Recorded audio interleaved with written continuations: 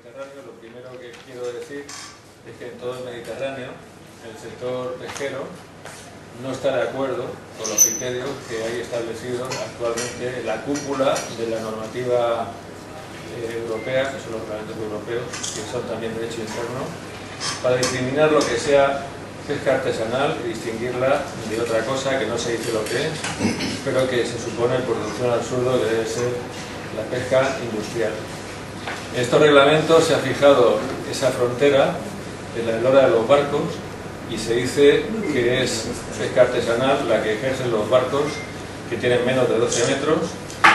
y nosotros no estamos de acuerdo con eso porque creemos que debe ser calificada de pesca artesanal igualmente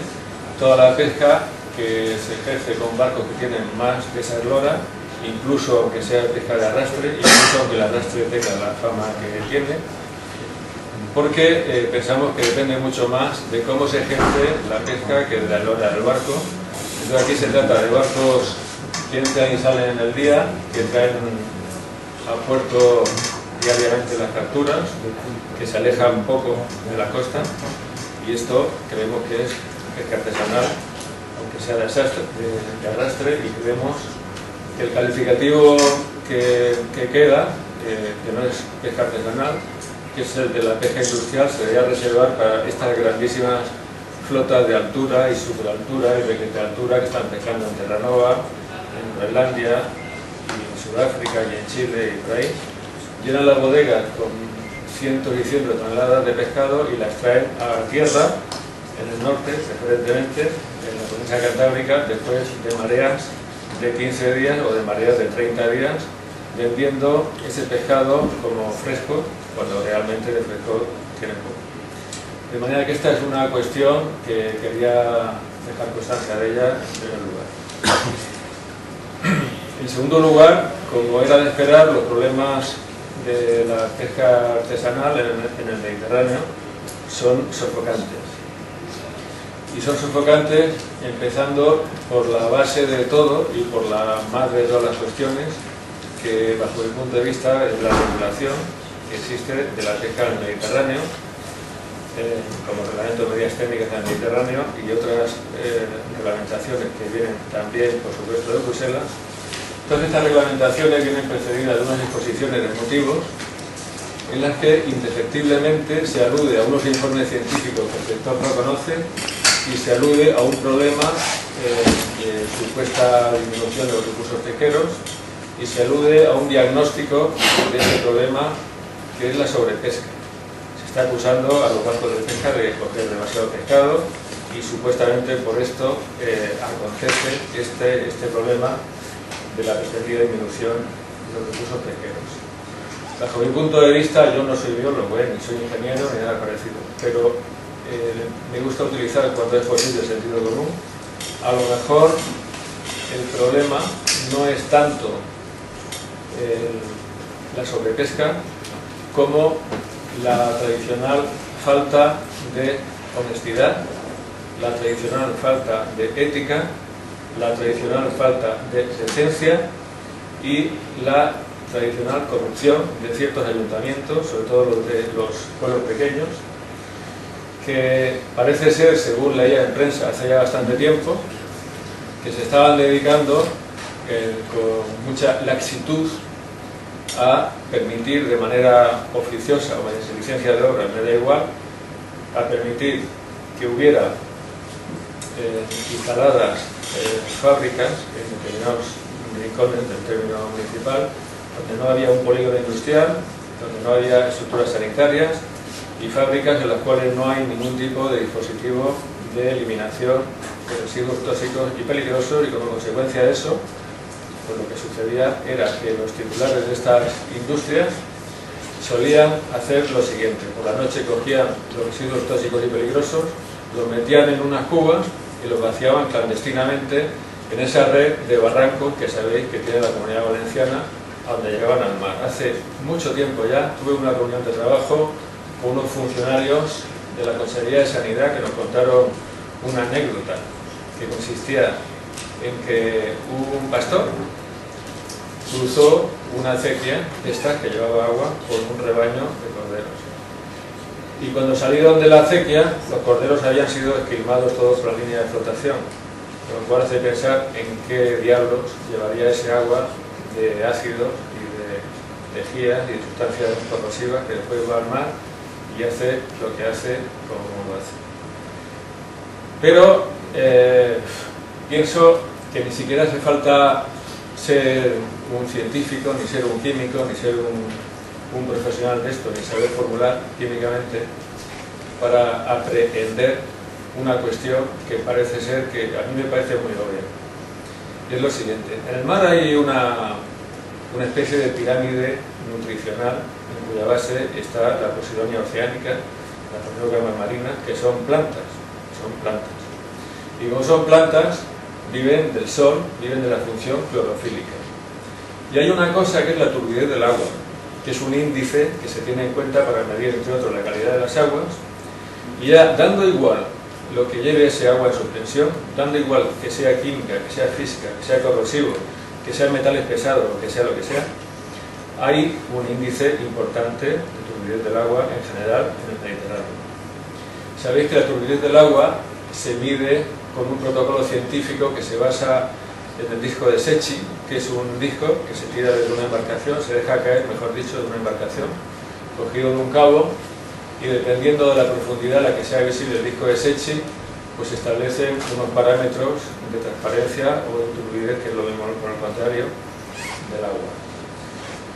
Bueno, pues a mí lo que se me ocurre de esto, o lo que me sugiere esto, es muy simple. Cuanto más turbia está el agua, menos profundamente llega el rayo de sol y muchas menos hectáreas o metros cuadrados, lo que queramos,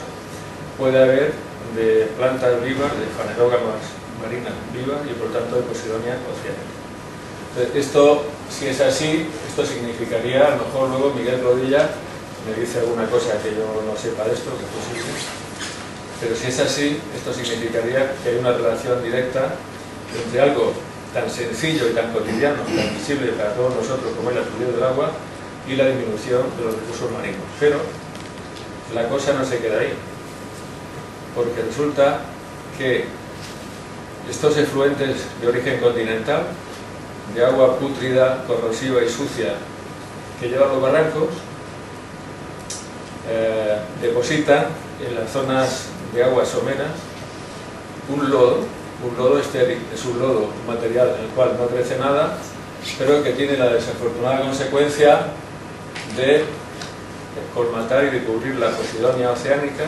de cubrir el tallo y de impedir su oxigenación y producir la desaparición de la Posidonia oceánica. Y así que tenemos el problema de que si los fondos son someros, no hay Posidonia oceánica y desaparece la base nutricional de la vida de los mares por culpa del lodo estéril, y si los fondos son demasiado poco someros, son demasiado profundos, no hay Posidonia oceánica porque no hay función clorofílica y desaparece también por esta vía una gran parte de la superficie que debería estar sustentando la vida de los mares. Y luego, en tercer lugar, pues a mí me gustaría hacer una reflexión sobre el significado, perdón por la palabra, pero el significado antropológico de la pesca artesanal en el Mediterráneo. Y esto es lo siguiente. Cuando en 1789 en París se toma la Bastilla, muchos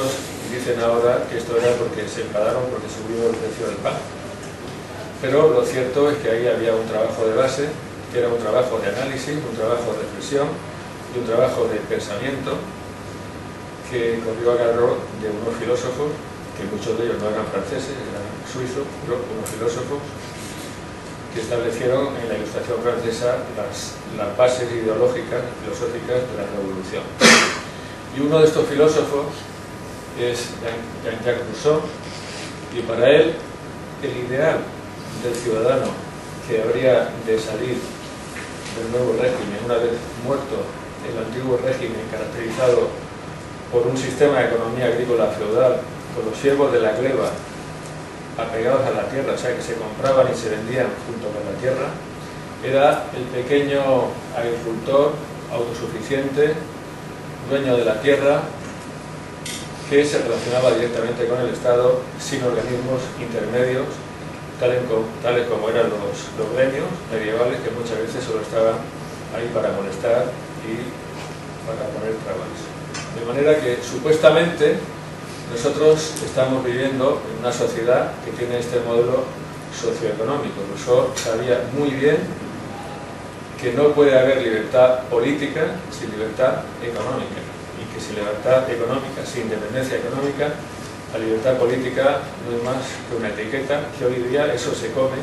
yendo a votar de vez en cuando y se acabó y nada más. Pero tal como lo veo yo, estamos viviendo unos enormes cambios sociales. Nos encontramos en un momento que yo no sé si habría que calificar de postcapitalismo, de capitalismo desenfrenado o de estafa general del sistema, pero la realidad es que todo a nuestro alrededor está cambiando, especialmente en el ámbito socioeconómico, y que las empresas, tal como pasa en el mar, que el pescado grande se come el pequeño, las empresas están creciendo, las empresas están fusionando, hasta el extremo de que ahora mismo ya estamos viviendo en una sociedad en la cual hay muchísimas empresas, una multinacional y otra no, me da igual, que tienen mucho más poder que los estados, y muchas empresas que manejan mucho más presupuesto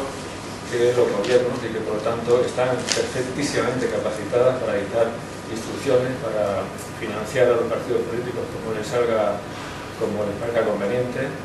y estamos viviendo en esto y estamos asistiendo a esto. Entonces, en este marco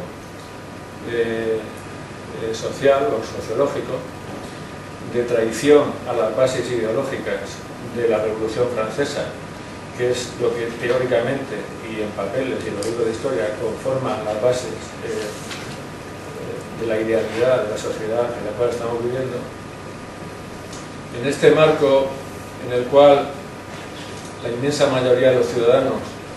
han perdido su independencia económica, y para ellos la libertad política no es que no la tengan, pero que queda limitada a cuestiones nominales. Yo pienso que el pequeño pescador artesanal encarna el ideal de Rousseau si cambiamos el ser propietario de la tierra por el ser propietario de su barco, y si cambiamos las lechugas por los peces. El patrón de pesca, que normalmente son empresas mínimas, son muy pequeñas,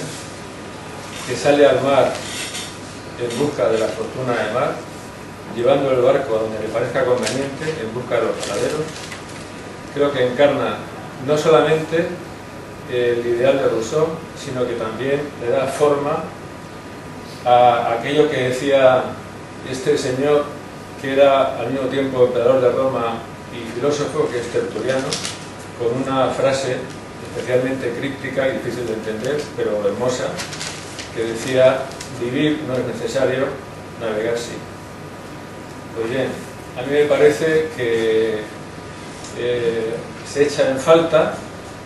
en la normativa de Bruselas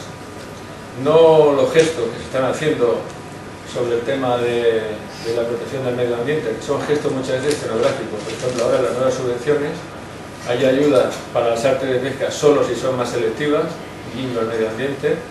Hay ayudas para los motores de pesca solo si tienen eficiencia energética, guiño al medio ambiente. Bueno, hay una escenografía ahí de protección del medio ambiente que no esté mal, a mí me parece muy bien, pero yo creo que hay que dejar claro, y el propio sector pesquero debería ser consciente de su propia importancia en cuanto a lo que antropológicamente significa la existencia de este pequeño ciudadano que conserva su libertad política, que conserva su libertad económica, que es el dueño de la tierra, que es el dueño de su barco, que es el dueño de su destino, y que la sola existencia del pescador con estas características, haciendo lo que hace y haciéndolo como lo hace, me refiero al pescador artesanal, es una especie de resistencia pasiva al sistema, y me refiero, cuando hablo del sistema, estoy hablando del sistema en el sentido más peyorativo que os podéis imaginar, y en el sentido pues peor que para imaginar. Bueno, pues como ya... Esto es corto, ¿no? 2 minutos. 2 minutos. Me gustaría hacer una referencia, para terminar, al problema que estamos teniendo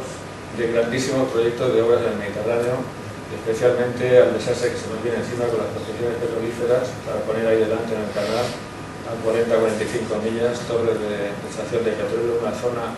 de alto riesgo, porque tienen que perforar en una batimetría de 900 a 1000 metros o más. Y hacer una pequeña crítica rapidísima a lo que a mi juicio está haciendo la Comisión Europea. Fue en noviembre, salió un reglamento nuevo europeo que establecía en su artículo 9 que ante un riesgo inminente para los recursos pesqueros, la Comisión Europea podría actuar de manera excepcional, interviniendo para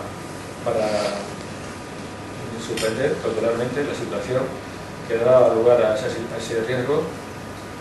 Y luego se verá, ¿no? Pero en primer lugar la Comisión actuaba y decía, bueno, usted de momento esto lo deja y después ya se discutirá el tema. Pues de las cofradías de pescadores de la Comunidad Valenciana, sus federaciones, hemos hecho y después toda la gente de Ibiza que se ha sumado a esto, los activistas de Ibiza, hemos hecho una queja, no una queja como la que ya se presentó por otra parte a la Comisión de Peticiones del Parlamento Europeo, sino a la propia Comisión Europea, diciéndole que aquí había una vulneración de competencias exclusivas de la Unión Europea en cuanto a la protección de los recursos marítimos pesqueros. Esto es una competencia exclusiva. Aquí no hay discusiones, aquí no hay interpretaciones, aquí no hay valoraciones, aquí no hay cuentos y aquí no hay argumentos. Una competencia exclusiva. Esto es una cuestión de competencia, no es una cuestión de ver si ataca más o menos al medio ambiente. Bueno, entonces le mando la quejita esta y vienen y me contestan y me dicen que muy bien, que lo han pasado a la Dirección General de Medio Ambiente de la Comisión Europea. Entonces, me parece que esto sigue siendo una escenografía muy desafortunada, porque si esta materia la pasa a la Comisión, a la Dirección General de Medio Ambiente, la están pasando a un escenario distinto del que yo he sugerido y del que yo me he quejado, que es un escenario en el cual efectivamente caben las valoraciones, caben las opiniones, caben los puntos de vista de cada uno, cabe la discrepancia y cabe todo.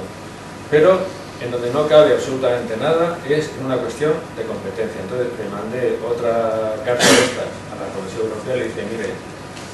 yo no estoy de acuerdo con esto. Y le mandé otra carta a la comisaria de Pesca y le dije, señora, que a usted le están usurpando sus competencias, haga algo si le parece conveniente.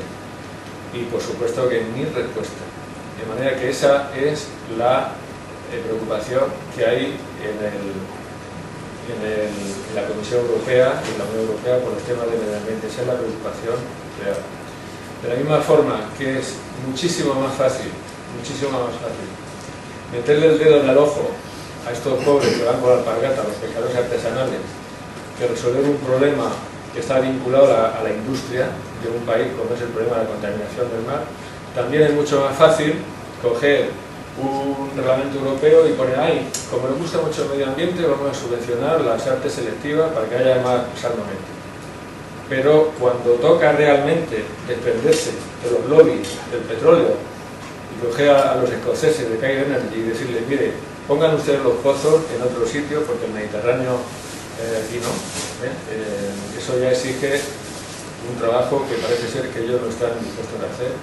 Y en fin, más o menos los problemas que tiene la pesca artesanal en el Mediterráneo son brutales, son mucho más. Ahora vamos a tener una extracción de arena ahí enfrente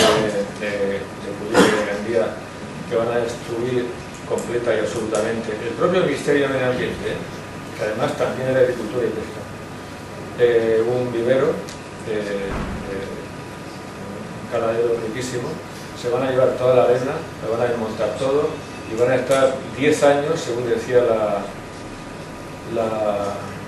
declaración de impacto ambiental, 10 años removiendo arena y llevándosela a las playas. Entonces el mar se ha convertido también ya prácticamente pues, en una mina, en un sitio para explotar por diversos medios, cuando no es el gasoducto, el cable submarino, los petales submarinos, lo otro, los pozos petrolíferos. y así nos vamos. O sea que ahora el problema del sector creo que es la supervivencia. Muchas gracias.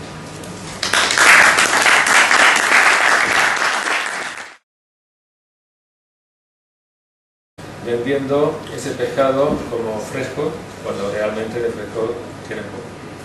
De manera que esta es una cuestión que quería dejar constancia de ella en primer lugar. En segundo lugar, como era de esperar, los problemas de la pesca artesanal en el Mediterráneo son sofocantes. Y son sofocantes empezando por la base de todo y por la madre de todas las cuestiones. Lo primero que quiero decir es que en todo el Mediterráneo el sector pesquero no está de acuerdo con los criterios que hay establecidos actualmente en la cúpula de la normativa europea, que son los reglamentos europeos, que son también derecho interno, para discriminar lo que sea pesca artesanal y distinguirla de otra cosa que no se dice lo que es, pero que se supone por deducción al absurdo que debe ser, que no es pesca artesanal, que es el de la pesca industrial, se debería reservar para estas grandísimas flotas de altura y superaltura y requete altura que están pescando en Terranova, en Groenlandia, y en Sudáfrica y en Chile y por ahí. Llenan las bodegas con cientos y cientos de toneladas de pescado y las traen a tierra, en el norte, preferentemente, en la provincia cantábrica, después de mareas de 15 días o de mareas de 30 días, la pesca industrial. En estos reglamentos se ha fijado esa frontera de la eslora de los barcos y se dice que es pesca artesanal la que ejercen los barcos que tienen menos de 12 metros y nosotros no estamos de acuerdo con eso porque creemos que debe ser calificada de pesca artesanal igualmente toda la pesca que se ejerce con barcos que tienen más de esa eslora, incluso aunque sea pesca de arrastre, incluso aunque el arrastre tenga la fama que tiene, porque pensamos que depende mucho más de cómo se ejerce la pesca que de la eslora del barco. Entonces aquí se trata de barcos que entran y salen en el día, que traen a puerto diariamente las capturas, que se alejan un poco de la costa, y esto creemos que es pesca artesanal, aunque sea de arrastre, y creemos que el calificativo que queda